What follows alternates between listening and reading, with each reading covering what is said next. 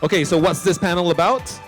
Well, this is all about bringing you guys to the mainstream. It's about taking crypto finance to the masses. So for this, we have Shei from OneSafe, Tang from Luno, my good friend Fuad from Halogen Capital, Jack Chan from Tokenyze, and moderated by my fellow MC from next door and also the CEO of FiLLiquid, Arthur Tang.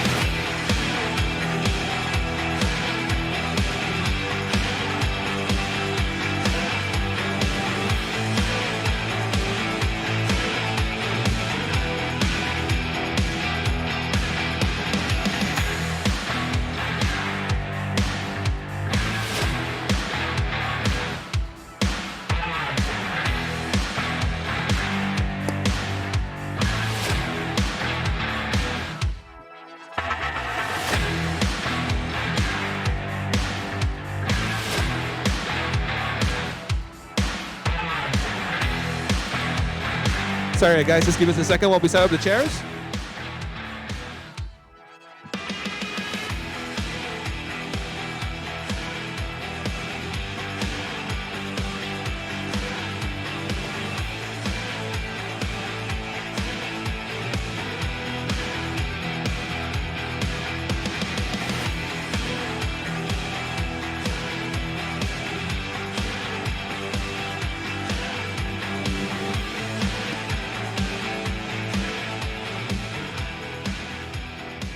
Right. I think this is definitely going to be the most structured panel because we are sitting according to where the location is of our face.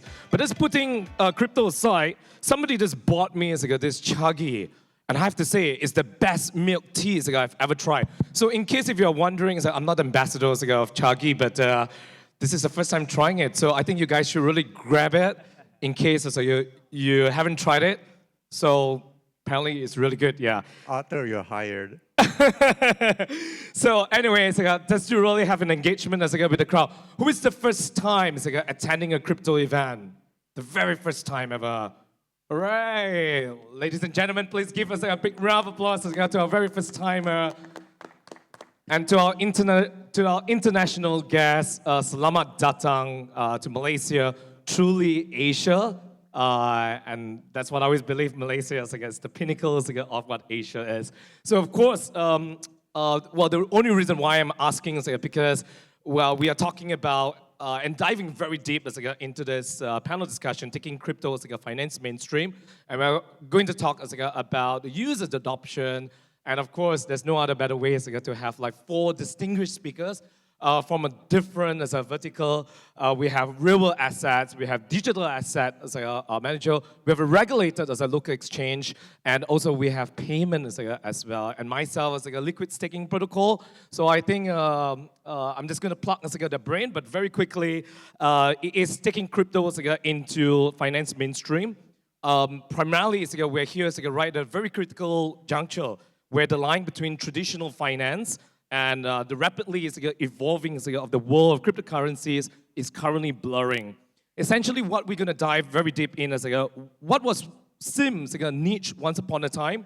It's now paving its way or inching its way towards a mainstream institutional interest, and a shift is how we perceive digital assets as a whole. So today, with this panelists and speakers, we're going to really delve very deep into understanding what's really necessary to make crypto finance just not a speculative space, but essentially a functional part of a global financial system that we all want to be in. So as I mentioned, it's all from different verticals. So without further ado, let's just dive in right now. Very quickly, because of the interest of time, just 30 seconds what is your day-to-day life like? Yeah, I know this is a very impromptu question, actually. Oh, day-to-day life. Let me see. Wake up, think crypto, have lunch, still think crypto. You think you have a family, maybe not. Then make sure you summarize the day for the team. But long story short, I mean, I really wish that at some point in time in the future that we will have, blockchain technology, not crypto itself, be adopted just like how we are using the internet today. SSL way back when, and now it's like blockchain. We're just going to use it. That's a dream. By the way, he haven't introduced himself, so that's Jack. It's like from Tokenyze without the I. It's right, tokenized without an I. So it's spelled with a Y. It's a real-world asset tokenization as a service platform. Yes, next. It's like, Hi everyone, my name is Fuad. I'm from Halogen Capital, and we are Malaysia's first fund manager that can invest into crypto that's licensed by the Securities Commission. So yeah, that's pretty much what I do from day to day. I'm actually not a crypto guy. That's not my background. I am from the asset management side. So I've been an asset manager for a total of 17 years now.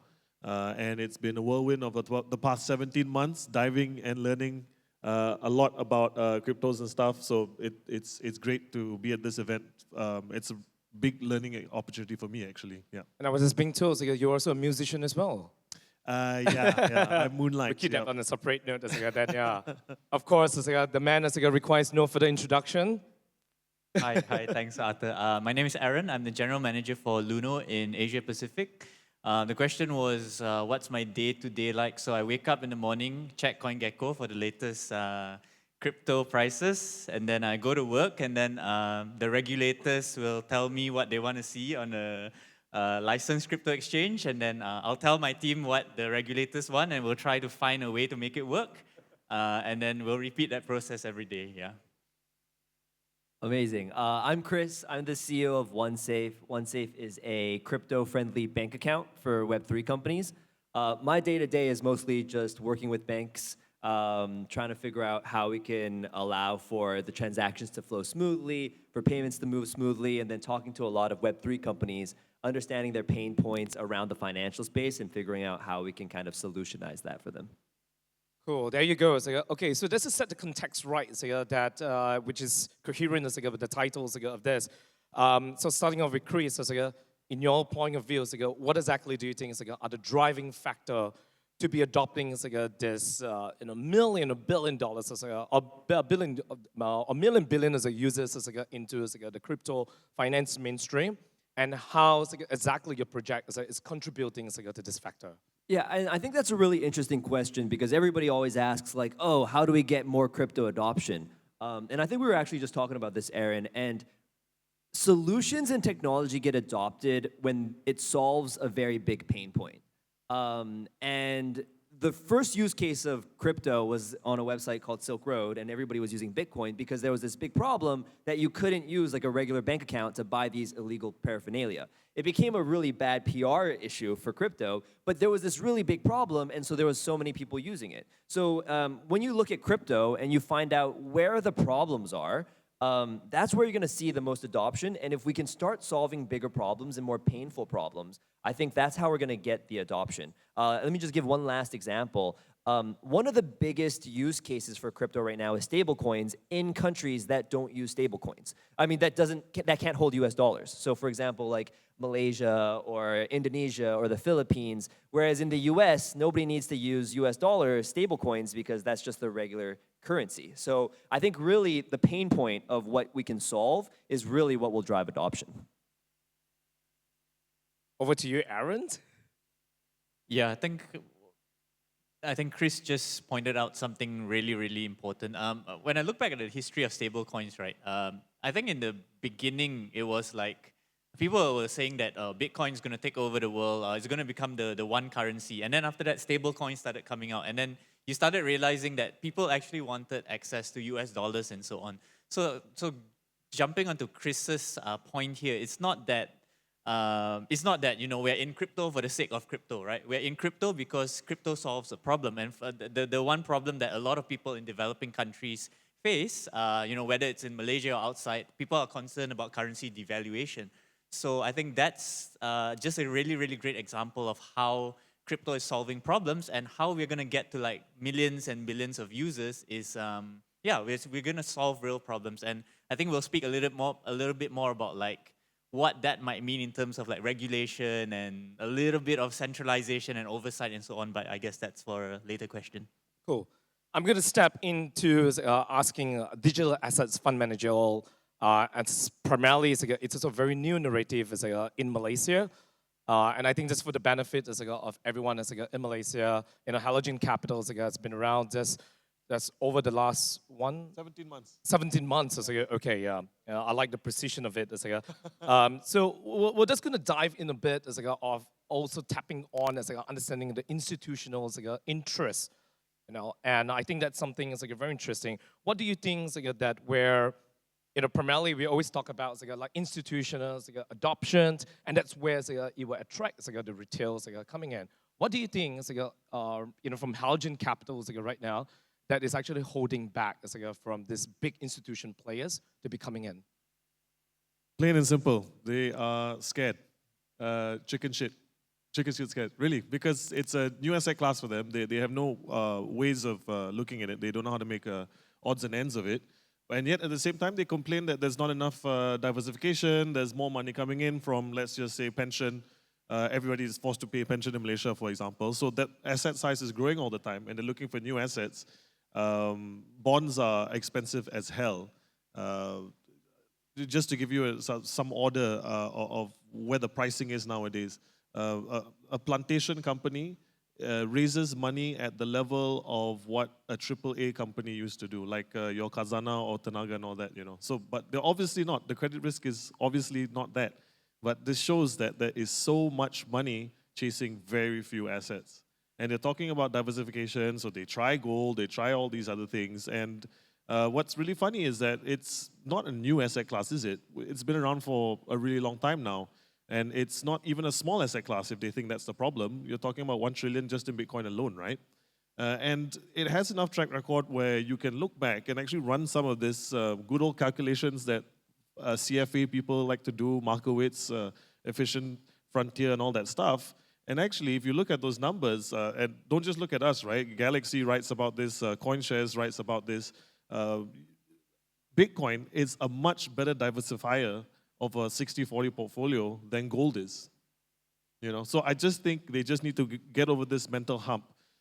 Who are the decision makers at institutions? I don't mean to be ageist. I'm also getting on in age. But a lot of these guys are at least 50, 60, 70 years old. You're talking Malaysian institutions, right? That is really the average age of these guys who are making decisions. And what is the first thing when they think about when someone proposes digital assets? They say, "Oh, is this real? Can I invest in it? I cannot touch it." That's still the level of the conversations that we're having. Whereas in the retail space, it's completely different, right? Luno's done extremely well in Malaysia. They've done a great job of providing access in a way that's regulated, and so people can feel like they have a safety net of sorts. Somebody in their corner saying like, "This is a safe way to do it." But yeah, it's funny that institutional guys who are supposed to be the smart ones are the ones who are lagging severely behind. So they need to buck up. But that's the trend and characteristics of how the Malaysian ecosystem is, but it's very different, internationally. Absolutely, Yeah. It's very different. Just look at okay, BlackRock. You kind of expect it, right? They make an ETF for everything, so it was bound to happen. But Franklin Templeton, really old school asset manager, Mark Mobius appears on CNBC every other day, basically talking about, oh, I got to go for this, or this one is too expensive, PEs, whatever, emerging markets. And they finally changed their tune, right? The global allocation now includes 1% to 2% of Bitcoin. So even those guys are starting to do it, So I think, I don't know, I feel a little bit sad for the Malaysian space for the time being in terms of institutional adoption, but that's what we're here for. We need to keep knocking on the door until it opens. Well, I'm a former Franklin Templeton's investment advisor, so when I left the time, they were all younger folks coming in, and I'm, okay, that's going to change the whole narrative of primarily how Franklin Templeton is, and probably maybe these are the younger generations that's making the decision right now. Now we're going to move on to real asset and Jack. And of course, I had incredible conversations with him earlier on. I think when it comes to real world asset, I think it's probably one of those narrative and verticals that where it can really adopt huge amount of users. But of course, we understand security, compliance, legal. It's going to take a long journey to really have that kind of adoption. Now, how do you really envision tokenized assets just within the space as real world assets, primarily the coexisting with traditional financial product, and by coexisting then hence that's what we are talking about. Having that user adoption coming in. Right. I think there's a lot of misnomers out there around real-world asset tokenization. Sometimes I don't even want to use the word tokenization or real-world assets. Assets are assets. They are real world. They are in the real world, right? And then also tokenization. I mean, that's like you're basically migrating data from like a private enterprise out to the public ledger, like a public blockchain. Sometimes private blockchain that you can think about as an intranet. Then there's others that's like the public blockchain is like internet, right? So that's basically what tokenization is. Now, there is a huge, a way that it can coexist, but I think it's about like, once you define an asset and how do you represent that asset today in the traditional finance world, it's like, if it's a restaurant, we were talking about it earlier, or like if it's a coffee bean, how do you define that asset? How do you have legal claim on that asset? So tokenization is also a form of legal claim on that asset. Can they both coexist? Yes and no. A claim is only it's a one-way claim from a particular representation. It could be either a legal document that's digitized or a token. Can it move all of a sudden to the token? Yes, you can migrate slowly, even the same coffee bean. And then when I say coffee bean, it's not the coffee bean on a tree. You have to define what a coffee bean is. Yes, is it like the 50-kilo bag in a warehouse somewhere? Yes, and is that comparable to another 50-kilo bag in Colombia, for example? So those are some of the definitions you need to put in place. Once it's put in place, then you can have a legal claim on that, and then you can begin the tokenization. About adoption, I think there's a lot of education that's needed because for any IT project, I mean it, this is the most boring enterprise SaaS that I am excited about, right? So for an IT project to migrate anything and do any work, it requires effort, cost, right? Companies will ask, like, why do I even need to do this lift, right? This effort, this engineering lift, it's expensive. What am I going to save?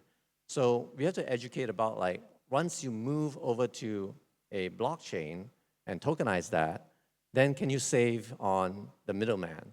Can you save on capital efficiencies, right? If your stock of coffee beans is stuck there, you have spent money buying those coffee beans and they're stuck there. What if that can be tokenized and made liquid and somebody else can buy the stock of your coffee bean and then be able to free you up of your capital so you can reinvest in other things or maybe even buy more coffee beans? So adoption starts with, how do we educate the enterprises about the benefits of tokenization? Then after that, we go into like the business and compliance side of things. And then later on, then we talk about technology, which is where I come from. So it's really weird that when I come into this space, it's all about bringing in the understanding of what real asset tokenization is. And then technology comes last, is usually the easiest. I hate to say it, but yeah, it's the legal and product construct is the hardest. Taking advantage of the sunken costs as an asset and those underutilized as an asset to its greatest advantage in the Web3 ecosystem. Yeah. Right, definitely. Yeah. Sorry, if I could just add to maybe like a layman's view of what's actually happening in Malaysia. I think it was this week, right? You were there, SC by SC. The chairman of the Securities Commission of Malaysia announced that they're actually pushing for a tokenization of not a real asset, but like financial asset. They're going to do a bond issuance by Khazanah Malaysia, which is Malaysia's sovereign wealth fund. So I'm glad to see that there's a top-down push, because I think in Malaysia usually it does take a top-down push to get these things started. Yeah. Just thought I'd share that as well. Yeah. Yeah, tokenization of private funds is also a really good product market fit today beyond US Treasury bonds, right? So, yeah, definitely. All right, we're going to switch gears. We're going to go back to payment, Chris. Of course, payment, exchange, of course, plays a very instrumental role to really take cryptos to mainstream. Now, but of course, one of the biggest issues, like if it's going to be for the non-crypto native, it's primarily to also understand about security in itself.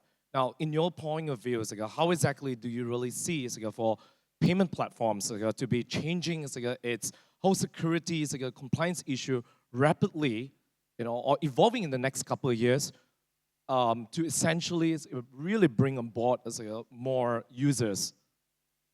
I think the security and compliance thing is somewhat interesting for a few reasons. I think the ethos of crypto isn't ever about like anonymizing things. It's more about opening access to more people. It's making things available to people without throwing up so many barriers, right? The whole idea of decentralization is the fact that anybody can now open an account and anybody can build on what is basically something that's open source.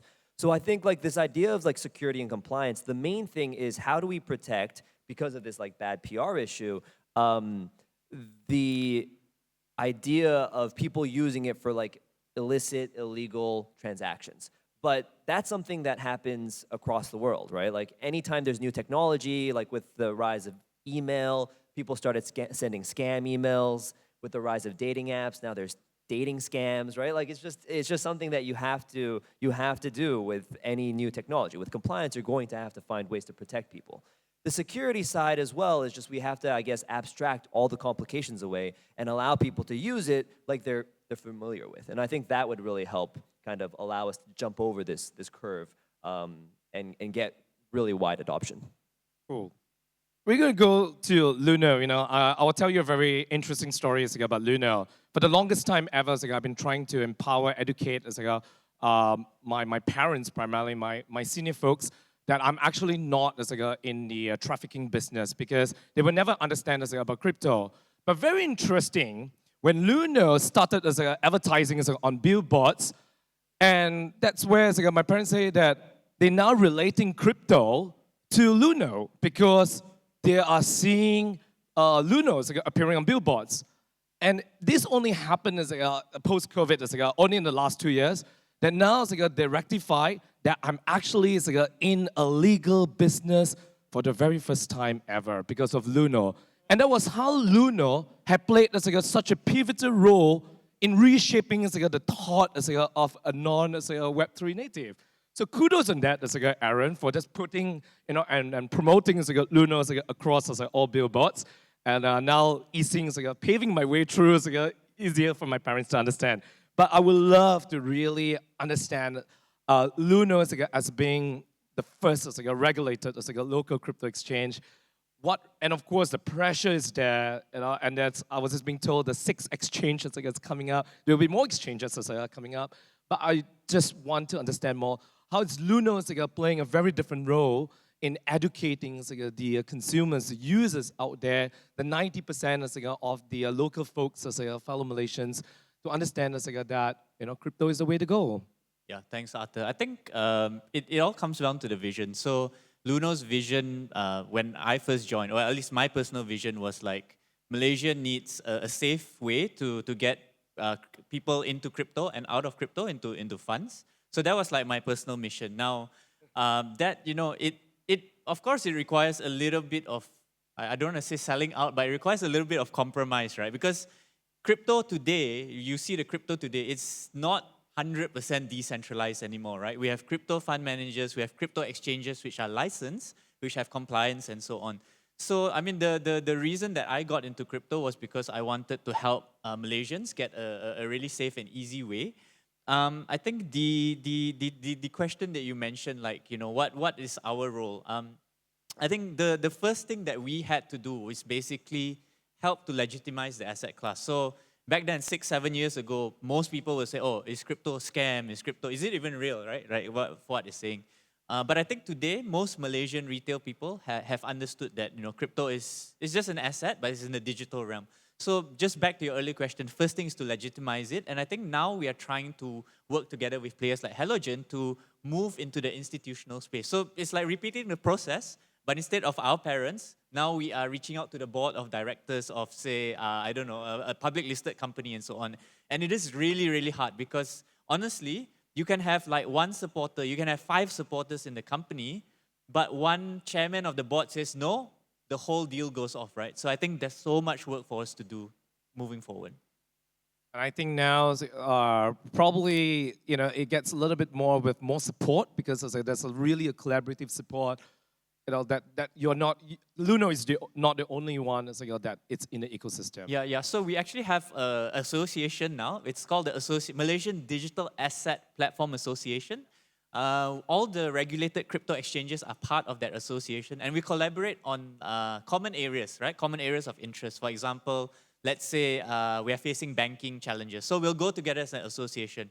Or for example, we are facing issues with, scams and so on, and we want to run a public awareness program. So I think it's really nice to see that the industry is growing, and we're also working together with players like Halogen. Nice, very interesting. Now, I want to now move into one of the very big hot topics about the ETF. And of course, this is about primarily over to you, Fuad. The outlook of ETF. Now, the way how I see it is ETF. Now, essentially, I think down, like a couple of years down the road, I think probably every network will have its own ETF. And even at Token 2049, I was asking, is a country regulating ETF? And it seems like there are many jurisdictions and countries that are accepting ETF and promoting ETF. Now, what is your outlook on ETF? And do you see ETF as a primary gateway for the users' adoption to be getting in? Because, I mean, this year is not so much of the halving. This year is really about the ETF bringing this influx of liquidity to the market. Yeah, absolutely. So the 60 billion in terms of the Bitcoin ETFs in the US is a very, very good start. I think some of the more tepid expectations was like 50 or 40, and actually most of it was within the first few months, wasn't it? So it actually sped up a lot, and then it kind of slowed down a little bit. Maybe there was a little bit of a reality check in terms of what the halving really means. A lot of people are probably trading this for the first time, and they think that it's just all the way up, and they think it's a nice little staircase to the moon, but real life doesn't really work like that. And there's a lot of frictions with miners particularly, right, in terms of having to recalibrate how they get supply out back into the market. Are they profitable or not? Do they need to upgrade? So it hasn't really been that neat staircase that everyone's expecting. So I think this is the reality of the ETF that I really want to nail down. Easy in, easy out. That's the reality. So if some people think there's going to be some kind of financial crisis next year, I don't particularly think that's going to be true, because I think the Fed is starting to cut interest rates in a timely manner, unless something really goes out of whack. But if it does happen, what do you think is going to happen to the ETF then? Right? It's going to flow out. And it's also very clear that for the nascent investors, that they're pretty much focused on Bitcoin. I think that goes some way to explain the growing Bitcoin dominance and the fact that ETH didn't really quite pick up to the tune that Bitcoin did, right? It's kind of, it just shows that these guys are already still trying to wrap their heads around Bitcoin before they even get around, okay, what is Ethereum and all of that. But I personally think Ethereum is a very, very great project. And if everybody could, once these guys move past the investment case and actually think about the utility, how it's a world supercomputer, and really all the action is happening on Ethereum, especially if a lot of these guys are moving into decentralized finance, all this kind of stuff, it's only going to push more and more people to Ethereum. So I do think there is a bull long-term case for that. More and more people are going to use this tech. So I have no doubts about that. But in terms of short-term outlook, it's dicey. It's dicey. Yep. You're not saying this because we're ETHKL, right? Because the outflows of Ethereum is really very high. Every time the market takes a dump, like you see the outflows of Ethereum, it's like, oh, it's skyrocket. It's like, I mean, the numbers are there, right? Zhong was putting out the numbers on the screen just now. In some facets, it's really very, very dominant, and it's really where the party of Web3 is in Ethereum. Yeah. Okay, I think that would be the last question for you, Jack. We will not touch so much as on the real assets, but we talk about tokenization as of assets, and of course, which is relevant as to the real world. Say, for example, like real estate and art. And how exactly do you see that the real world assets tokenization, it plays a very, very crucial role in democratizing the access to the traditional world? I think it still boils down to the claim of the asset, right? So how do you have a legal representation of a piece of art? Yes, it could be fractionalized, it could be enabling access, but if you don't have that legal construct properly set out, I mean, those are some of the challenges. Securitizing like a piece of art is like the hardest thing to do. Real estate is almost the same thing. So I think the challenges right now is actually around user experience as well. So if there's even like Luno created a really good user experience for Malaysians and folks in the region to access a wallet, right? How about accessing real world assets? Can that be put into a wallet, for example? So user experience and educating on that is a huge challenge. If we go past that, then it's about then compliance. How can we then be compliant, having KYC, AML all put in place so that we can actually hop past that to be able to gain adoption towards enabling access. So the technology will enable access, but then there's a lot of regulations around it that needs to be set up first and be ready for it. And it's really good to hear that Malaysia is really at the forefront of regulation and want to help this adoption, so to boost Malaysia and the countries around this region to the next level. Yep, we have the two OGs over here, to reshaping Malaysia, the crypto space. All right, so in 30 seconds, for each and every one of you, the final question would be, how exactly do you envision the crypto finance space to be evolving in the next 5 to 10 years? And what are the trends should we be watching for right now? Starting from Jack itself. In this, let's you don't mind, because I really dig what Jack is doing, because top down we've already had the announcement. So I personally think I'm not going to go 5 years, 10 years. I'm going to go what is the key to probably unlocking the institutions. If you're trying to sell, if you're trying to tell them, hey, Markowitz says you should have 1% Bitcoin in your balance sheet, they're probably not going to listen, right? They're still too scared. But what if we said, Khazanah is now tokenizing a bond. You can invest in this way now, and you cut your settlement time from T+2 to T+1, or even T+0, instant settlement, exactly, right? So it's improving a system. You don't have to rely on old banking rails called Rentas and Swift and whatever that take forever for you to transfer money. So I think once they start to get used to that and they see the usage of the usefulness of the tech, then they'll start to see, oh yeah, this is going to be the future. We've got to start investing in this. Yeah, that's it for me. Absolutely. Aaron? I think I can't go into too much specifics, but I think one trend that is inescapable is basically the traditional finance and crypto sort of converging a bit. It's always been my belief that for crypto to become mainstream, to become accessible to like not just millions but hundreds of millions or billions, it has to look a little bit more like traditional finance, and traditional finance has to look a little bit more like crypto, because that's where you're going to learn the new and innovative things. So do look for more convergence as opposed to like things breaking apart. That's a very regulated script, yeah. And Chris, yourself? Sure, I'll give a hot take. I think right now one of the big issues with crypto is we haven't reached what is known as a tipping point.